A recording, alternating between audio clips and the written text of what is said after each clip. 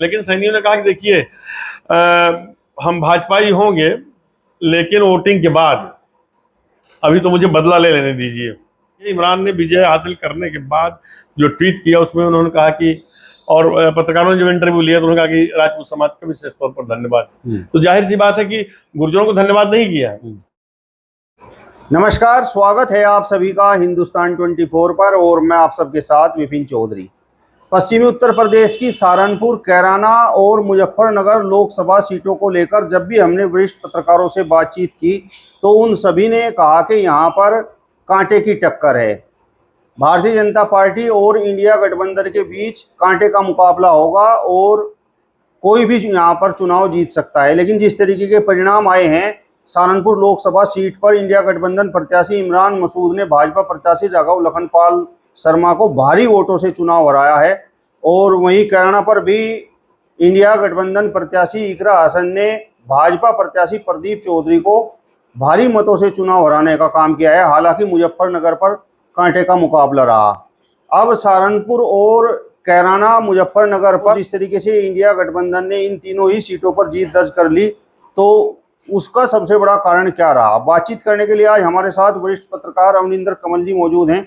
अवनिंदर जी, बहुत बहुत स्वागत करता हूं आपका हिंदुस्तान 24 पर। धन्यवाद चौधरी साहब, शुक्रिया।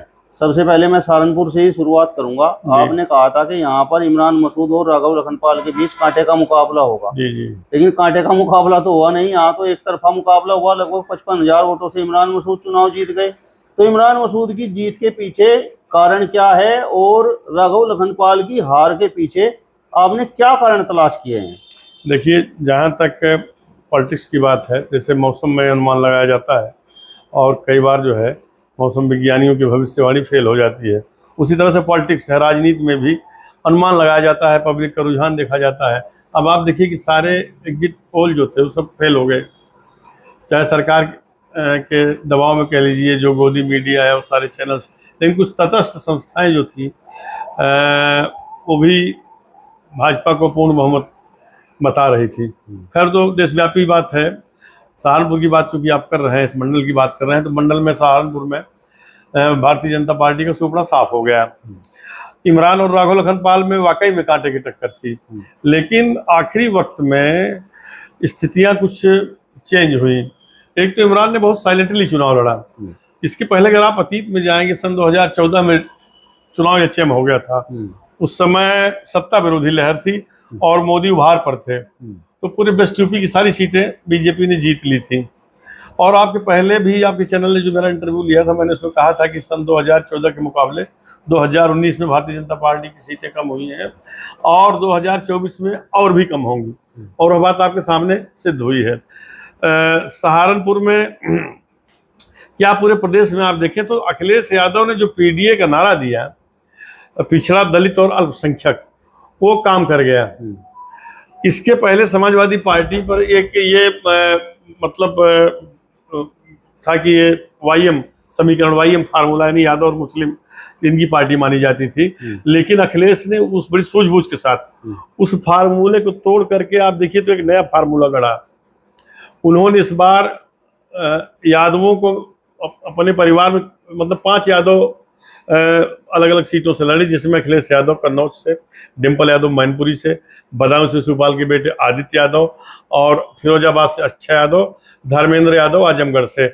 इसके अलावा किसी यादव को उन्होंने टिकट नहीं दिया और ये उनके परिवार के सदस्य हैं और ये 5 जीत गए। अब इसके अलावा मुसलमानों को देखो तो पूरे प्रदेश में अखिलेश यादव ने केवल 4 मुसलमानों को टिकट दिया है। बीएसपी ने ज़्यादा मुसलमानों को टिकट दिया। इसके पहले 2014 में, 2019 में समाजवादी पार्टी ने ज़्यादा मुसलमानों को टिकट दिया था, लेकिन इस बार उन्होंने नया प्रयोग किया। तो जो गैर ओबीसी हैं और दलितों में खासतौर से पारसी और जाटव, इनका वोट बैंक खिसक करके समाजवादी पार्टी में चला आया है। तो सहारनपुर में भी दलितों का एक बड़ा वोट बैंक वो इमरान मसूद को गया। चूंकि सपा और कांग्रेस का गठबंधन था, इमरान के अपने प्रभाव का नेता, मुस्लिमों का थोक वोट कहाँ गया है? इमरान मसूद को। इसके अलावा राजपूतों को देखिए, इमरान ने विजय हासिल करने के बाद जो ट्वीट किया उसमें उन्होंने कहा कि और पत्रकारों ने जब इंटरव्यू लिया तो उन्होंने कहा कि राजपूत समाज का विशेष तौर पर धन्यवाद।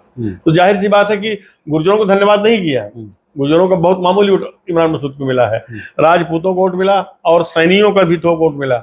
हमने जिस दिन वोटिंग हो रही थी और मैं कराना लोकसभा क्षेत्र में भी गया, मुजफ्फरनगर भी गया, सहारनपुर में नकुड़ गंगोह के आसपास गया, तो मैंने देखा वहां पर सैनियों ने जमकर सपा गठबंधन के प्रत्याशी को किया, जैसे कि कराना में इकरा को किया, यहाँ पर इमरान को किया, यही स्थिति वहाँ थी हरन मलिक को किया। तो उसके पीछे देखिए सैनियों का भी एक बड़ा वोट बैंक है पूरे पश्चिमी उत्तर प्रदेश में। और मैं कई बार कहा हूँ इस बात को, इसको लेकर के सैनी समाज के कुछ लोग हमसे नाराज भी रहे हैं, लेकिन वो अंततः स्वीकार करते हैं। उनका जो जाति संगठन है, कई बार हमारी मुलाकात हुई उनके पदाधिकारियों से, तो लोग कहना नहीं आप सही कहते, धर्म सिंह सैनी जो है वो इकलौते नेता हैं जो सैनियों के मतलब छत्रप कह लीजिए, मुरादाबाद से लेकर के सहारनपुर तक डॉक्टर धर्म सिंह सैनी का अपनी बिरादरी में बहुत प्रभाव है। हालांकि भारतीय जनता पार्टी ने डॉक्टर धर्मपाल सिंह सैनी को संगठन में प्रदेश संगठन मंत्री बनाया, जो पिछली बार सुनील बंसल थे, बहुत बड़ा ओहदा होता है। और इसके अलावा जसवंत सैनी को एमएलसी बनाया और संसदीय कार्य राज्य मंत्री बनाया। लेकिन ये दोनों नेता संगठन के लिए तो बेहतर है। मैं नहीं कहता कि जसवंत सैनी भारतीय जनता पार्टी के बड़े पुराने झंडा बरदार रहे, धूप हो बारिश हो छांव हो कभी उन्होंने पार्टी नहीं बदली, संघर्ष किया, तो उसको उनको तोहफा दिया गया। लेकिन इन लोगों का अपने समाज में प्रभाव नहीं है। और सबसे बड़ी जो चूक भारतीय जनता पार्टी से हुई, डॉक्टर धर्म सिंह सैनी उन्होंने चूंकि ऐन वक्त पर उसको छोड़ दिया था पार्टी को चुनाव से पहले, और समाजवादी पार्टी में आ गए थे, 100-150 वोटों से वो हारे नकुड़ सीट से। बहरहाल उनका कहना है कि प्रशासन ने हरवा दिया, बैलेट पेपर नहीं गिरा, जो भी हो, खैर 4 बार के एमएलए रहे, लोक लेखा समिति के अध्यक्ष रहे, कैबिनेट मिनिस्टर रहे बसपा सरकार में, फिर बीजेपी सरकार में वो राज्य मंत्री स्वतंत्र प्रभार रहे। तो जब उपचुनाव खतौली में हुआ, आप देखिए कि पूरा अमला जमला लेकर के वो फिर भारतीय जनता पार्टी में शामिल होने जा रहे थे। बीजेपी छोड़ते नहीं धर्म सिंह सैनी। स्वामी प्रसाद मौर्य का उन पे एहसान था, जैसा कि वो कहते हैं, उनके प्रभाव में आकर के, उनके दबाव में आकर के, या मित्र धर्म निभाने की वजह से, सखा भाव से वो उन्होंने, स्वामी जी ने छोड़ा इन्होंने पार्टी छोड़ दिया। स्वामी जी के साथ ही बीजेपी में आए थे जब बसपा इन लोगों ने छोड़ी थी। और जब उनको अपनी गलती का एहसास हुआ या जो भी कारण रहा हो, खतौली के उपचुनाव में जब वो जा रहा था उनका काफिला, तो रोहाना के पास जब वो पहुंचे तो वहां से उनको ये मैसेज आया कि आपको शामिल नहीं किया जाएगा। बेहद अपमानजनक तरीके से धर्म सिंह सैनी वापस हुए और वो 6 महीने तक वो भवन में बैठे रहे, 7 महीने तक और ज्यादा समय तक। लेकिन सैनी समाज के बाद बहुत अखर गई। ये बड़ी संवेदनशील बिरादरी है। और आप देखिए कि खेतीबाड़ी करने वाले अब तो पढ़ाई लिखाई को भी लेकर के जागरूक हैं। तो उनको लगा कि हमारे इतने बड़े नेता को जो है अपमानित किया गया। और जब अंत समय में एन प्रकार धर्म सिंह सैनी को चुनाव से 2-4 दिन पहले बीजेपी में ज्वाइन कराया गया, तो कोई बहुत ज्यादा मतलब कि कोई बड़ा नेता आकर के ज्वाइन कराता, अमित शाह ज्वाइन कराते हैं, योगी आदित्यनाथ, वो सिसोदिया जी जो प्रदेश अध्यक्ष पश्चिम है, सत्येंद्र सिसोदिया, उनकी अगुवाई में इनको ज्वाइन कराया गया। तो यह ज्वाइन तो भले कर लिया धर्म सिंह सैनी ने, लेकिन सैनियों ने कहा कि देखिए हम भाजपाई होंगे, लेकिन वोटिंग के बाद अभी तो मुझे बदला ले लेने दीजिए। उनका यही भाव रहा। अब 2 दिन में धर्म सिंह सैनी क्या प्रचार प्रसार करते हैं? तो उन्होंने कहा ठीक है आप भाजपा में आ गए, वापसी हो गई आपकी, लेकिन हम वोटिंग के बाद तय करेंगे कि हमें क्या करना चाहिए, अभी तो हमें बदला ले लेने दीजिए। और मैंने देखा कि सैनियों का धकाधक वोट जो है, तो कह लीजिए इन लोगों की भाषा में नेताओं के, तो खटाखट फटाफट ईवीएम की मशीन दबाते रहे।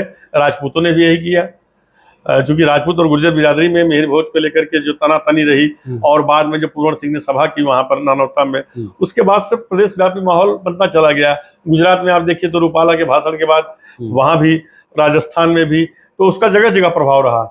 जबकि राजपूत बिरादरी से ही योगी आदित्यनाथ दूसरी बार मुख्यमंत्री हैं और 8 राजपूत बिरादरी के मिनिस्टर हैं, कैबिनेट और राज्य मंत्री मिला करके इसमें प्रदेश सरकार में। जबकि 7.5 या 8% राजपूत हैं, लेकिन प्रभावशाली कौम है, ब्राह्मणों की संख्या से ज्यादा है, 9% है। तो अब इमरान की जीत पर अगर आप आएंगे तो इमरान को मुसलमानों का पूरा थोक वोट मिला है। माजिद को जो 1 लाख से ज्यादा वोट मिला है, उसमें दलितों का जो गैर जाटों है वो तो बिखर गए। वो बीजेपी में भी आए, इमरान के साथ भी गए, लेकिन जो जाटो बिरादरी का वोट है वो 95% से ज़्यादा वो माजिद को मिला। इमरान मसूद ने इस पूरे चुनाव में राम के नाम का भी खूब इमरान मसूद बहुत मतलब चालाक नेता है, और देखिए जीत हार लगी रहती है। इमरान भी तो 4 चुनाव हारे, उनके यहाँ तो 4 चुनाव में मातम ही रहा, अब ढोल धमाका हो रहा है तो उनको भी अवसर मिला। इमरान ने बहुत साइलेंटली चुनाव लड़ा, जो उनकी एक कट्टर छवि बन गई थी 2014 में बोटी बोटी के बयान के बाद। तो इमरान खुद कहते थे कि मीडिया ने मेरी छवि ऐसी बना दी, मैं तो ऐसा नहीं हूँ। और काजी परिवार में वाकई में काजी रशीद मसूद ने कभी नफरत की सियासत नहीं की। इमरान अब उसी नक्शे कदम पर चल रहे हैं।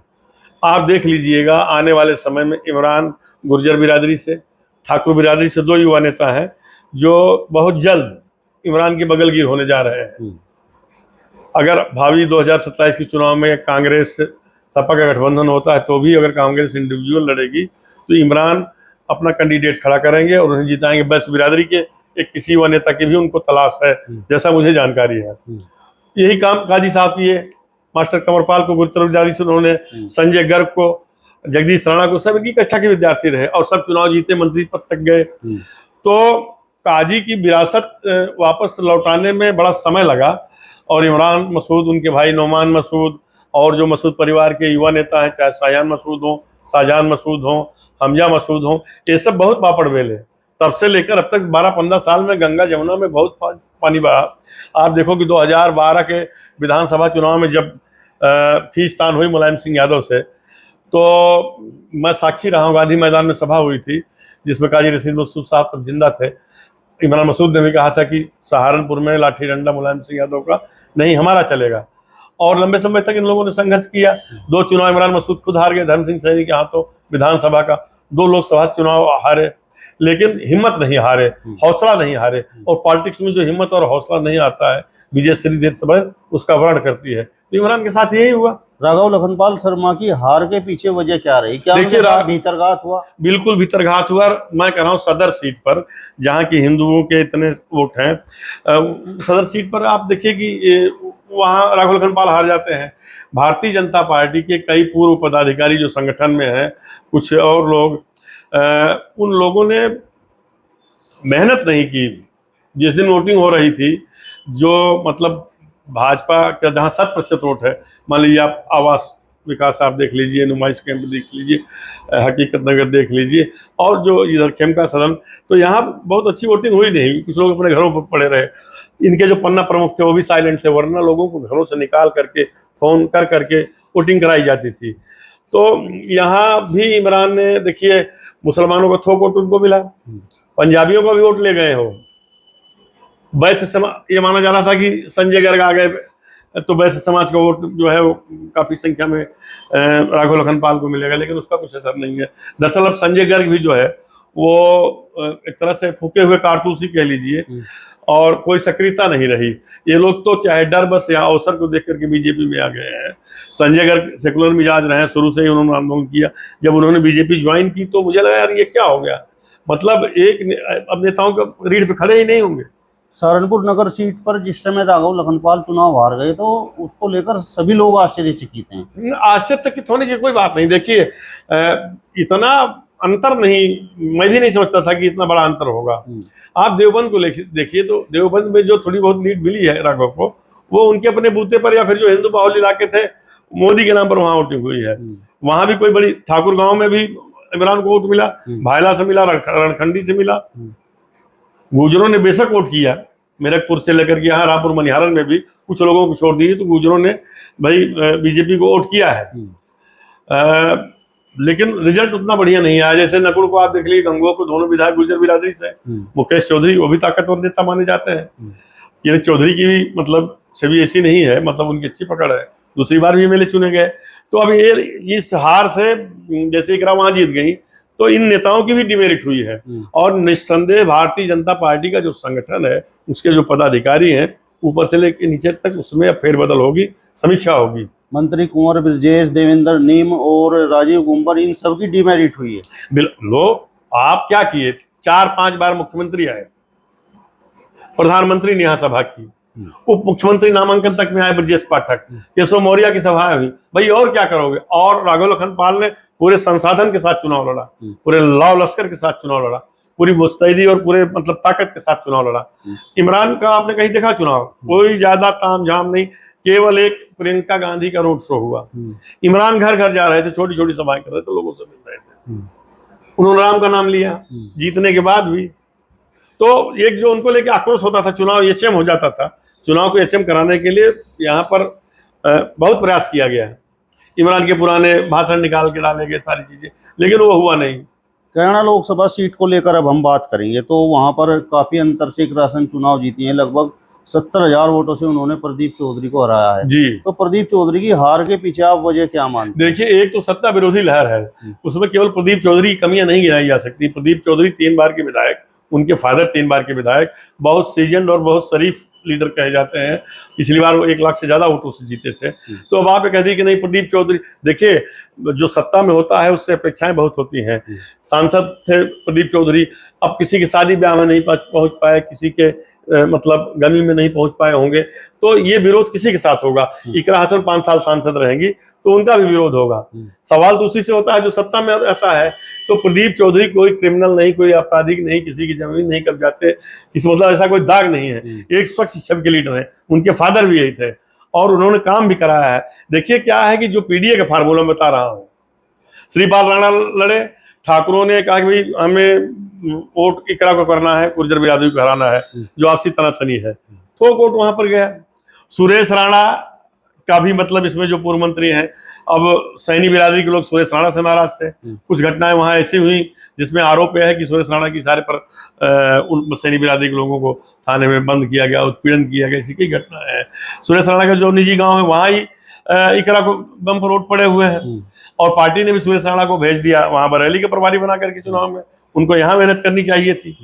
तो ठाकुरों का भी वोट श्रीपाल राणा को बहुत ज्यादा नहीं मिला है, क्योंकि वो जीतने की स्थिति में नहीं थे। तो ठाकुरों ने कहा कि नहीं, अगर हराना गुर्जर बिरादरी को हम इकरा को वोट करेंगे। उनका बम्पर वोट और सैनी बिरादरी का, थाना भवन क्षेत्र सैनियों का बहुत, और सैनियों ने कि भाई हमारे नेता का अपमान किया गया, वहां धर्म सिंह सैनी के अलावा धर्म सिंह सैनी को मौका नहीं मिला। और जो सैनी बिरादरी के नेता है या मंत्री, वो वहां कोई गुल नहीं खिला पाए। क्या है, कह लीजिए कि उनकी पकड़ नहीं थी। सैनियों का मान मनोवर, उनका मनोहार नहीं हो पाया। उन्होंने कहा हम इकरा कोट करेंगे, तो थोक वोट वहां चला गया। इसके अलावा देखिए आप वहां से जो 5-7 बार के एमएलए पशुपालन मंत्री रहे मुलायम सरकार में, वर्तमान में वो एमएलसी हैं भारतीय जनता पार्टी से, वीरेंद्र सिंह गुर्जर। तो कांडला और उस क्षेत्र में वीरेंद्र सिंह गुर्जर का बड़ा प्रभाव है। उनके बेटे मनीष चौहान भी टिकट मांग रहे थे, नहीं मिला। जैसे यहाँ अभय राणा मांग रहे थे, टिकट नहीं मिला। तो भीतरघात भी हुई है, ऐसा नहीं कि भीतरघात नहीं हुई है। तो अब आप बेहट क्षेत्र में देख लीजिए, तो जो कुछ हिंदू बाहुल इलाका है इन लोगों के प्रभाव का, वहां भी बम्पर वोटिंग हुई इमरान मसूद को। इकरा हसन की जीत को आप समीकरणों की जीत मानते हैं? कई चीजें, या उनका व्यवहार, उनकी मेहनत? देखिए, जो मनोवर परिवार है, राजनीति उनके रग रग में है। जैसे प्रदीप के है, इमरान परिवार के है, ऐसा नहीं है। वही उनके बाबा अख्तर हसन, उनकी मदर 2 बार सांसद, भाई विधायक, और उनके फादर मुनव्वर हसन इकरा के, वो निम्न सदन उच्च सदन में सबसे कम उम्र में पहुंचने वाले बड़े कद्दावर नेता थे। एक तो उनका ये प्रभामंडल पूरे परिवार का। दूसरे, इकरा को आप देखिए तो बहुत शालीन पढ़ी लिखी लेडी, और बड़ी विनम्रता के साथ उन्होंने गांव गांव घर घर, इकरा ने मेहनत भी बहुत की। तीसरी वजह, जातीय समीकरणों की जटिलताएं जो हैं, वो मैंने आपको बताया है कि जो ये 2-3 बिरादरी को उधर शिफ्ट हो गया। रालोद बगलगीर बना, लेकिन जाटों का भी बहुत अच्छा वोट प्रदीप चौधरी को नहीं मिल पाया। तो इसलिए प्रदीप चौधरी की हार हुई। और राजनीति में जीत हार लगी रहती है, इसमें आप ये नहीं कह सकते कि नहीं प्रदीप चौधरी बड़े नाकाबिल नेता है।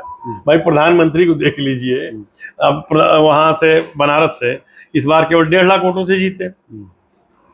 शिवराज सिंह चौहान 9 लाख वोटों से ज्यादा से जीते हैं। राहुल गांधी 4 लाख से ज्यादा वोटों से जीते हैं दोनों जगह से। स्मृति ईरानी जैसी फायर ब्रांड नेता, उनको इनके ओएसडी ईश्वरीलाल शर्मा ने अमेठी से हरा दिया। तो ये होता है राजनीति में। और देखिए, बेरोजगारी, महंगाई और अग्निवीर योजना, पेपर लीक, ये तमाम चीजें ऐसी थी जिसने भाजपा को नुकसान पहुंचाया। सेंट्रल यूपी में अब अयोध्या सीट हार गई बीजेपी। अखिलेश ने बहुत सूझबूझ से वहां पर अवधेश प्रसाद जो पासी समाज से आते हैं उनको उतार दिया, जबकि वो सामान्य सीट है जाति समीकरणों को साधते हुए। यह प्रयोग उन्होंने मेरठ में किया, हालांकि सुनीता वर्मा बहुत कम वोटों से हारी, लेकिन वहां नारा दिया गया न मथुरा न काशी, इस बार अवधेश पासी। और देखिए इसका मैसेज पूरे दुनिया में गया है। वाशिंगटन पोस्ट से लेकर के गार्जियन तक ने इन चीजों को छापा है कि जहां आप राम मंदिर बनाए और आपको था कि राम मंदिर पूरे चुनाव को ड्राइव करेगा, वहीं आप हार गए।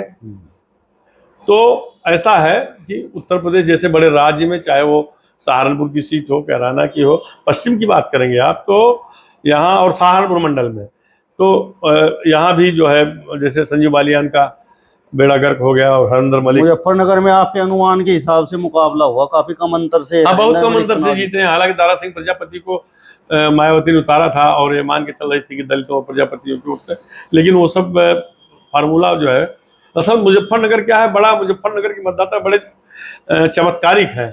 चौधरी चरण सिंह को यहाँ से हराया था, उनके बेटे अजीत सिंह को हरा दिया। आप इतिहास उठा के देखिएगा तो चरण सिंह भी मुजफ्फरनगर सीट से हारे थे। और बागपत में आप देखिए 2-2 बार जैन चौधरी हारे, उनके फादर को सोमपाल शास्त्री ने हरा दिया। तो जाट बिरादरी जो है मार्शल कौम है, जैसे गुर्जर बिरादरी मार्शल कौम है, इनमें संवेदनशीलता बहुत ज़्यादा है। ये किसी बात को गांठ बांध लेते हैं तो बांध लेते हैं। ऐन मौके पर जो मेरा ख्याल है कि जैन चौधरी चले गए, भाजपा के बगलगीर हो गए, लेकिन वो उतना बड़ा फायदा नहीं ले पाएंगे। और मुझे नहीं लगता कि अगर सरकार जैसे कि बन रही है रोते छींकते भारतीय जनता पार्टी की, 2 सितारे जो आंध्र प्रदेश से चंद्रबाबू नायडू और बिहार के मुख्यमंत्री नीतीश कुमार, इनके सहारे बैसाखी सरकार, तो मुझे नहीं लगता कि जैन चौधरी को बहुत ज़्यादा तरजीह। हो सकता है कि इनको मंत्री भी न बनाया जाए। सपा में रहे होते तो शायद कुछ और गुल खिलता। मैं बता रहा हूँ 7 सीटें मिल रही थी जैन को। तो कुल मिलाकर के यह है। अब जिस तरीके से इस चुनाव में जातीय मतभेद पनप गया जी, राजपूत समाज और सैनी समाज ने मिलकर गुर्जर समाज को हरा दिया, राजपूत समाज और सैनी समाज ने मिलकर सहारनपुर पर ब्राह्मण समाज के राघव लखनपाल शर्मा को हरा दिया, राजपूत समाज और सैनी समाज ने मिलकर मुजफ्फरनगर पर जाट समाज के संजीव बालियान को हरा दिया। तो आगे जो 2027 का चुनाव है, तो क्या ये जातीय मतभेद और ज्यादा बढ़ेगा? देखिए, उत्तर प्रदेश और बिहार 2 स्टेट ऐसे हैं जहां चुनाव जाति जटिलताओं में ही होता है। आप बिहार को देख लीजिए, जो रिजल्ट अभी आया है, उसी तरह से उत्तर प्रदेश है। पश्चिम में जाट, गुज्जर, सैनी, कश्यप और भी बिरादरी है। इसी तरह से पूर्वांचल में राजपूत, ब्राह्मण, निषाद। अब राम भुआ निषाद ने सुल्तानपुर से मेनका गांधी को हरा दिया। रहने वाले कहाँ बलिया के हैं, पहले बसपा में मंत्री थे, वो सपा में आए और हरा दिया। तो केवल जातीय समीकरणों पर चुनाव होता है यहाँ। विकास, महंगाई मुद्दा तो एक वो एडिशनल है। मतलब अब गुर्जर और ब्राह्मण समाज इस फिराक में रहेगा कि राजपूत समाज का प्रत्याशी 2027 में मिले, सैनी समाज का प्रत्याशी 2027 में मिले और वो अपना बदला ले सकें। देखिए, ब्राह्मण समाज की जहाँ तक बात है, पश्चिमी उत्तर प्रदेश में ब्राह्मण की संख्या बहुत कम है। अब जैसे सहारनपुर को देख लीजिए तो बेशक राघव लखनपाल शर्मा पंजाबी ब्राह्मण है, लेकिन उनका जो व्यक्तित्व है वो जाति चौहद्दी में कभी नहीं रहा, ना उनके फादर का। निर्भय पाल शर्मा भी आप देखिए कि वो सासावा से जीतते थे, तो उनका अपना गढ़ा हुआ पॉलिटिकल व्यक्तित्व था, एक पॉलिटिकल शख्सियत थे। वहां जाति धर्म से ऊपर थे वो। और राघव के साथ भी यही है, मतलब कि बड़े पढ़े लिखे आदमी है राघव लखनपाल शर्मा, और ब्राह्मणों का कितना वोट है, वो उनका अपना व्यक्तित्व है जो सर्व समाज में स्वीकार्य रहा है। और राघव भी 3 बार MLA रहे, 1 बार सांसद रहे।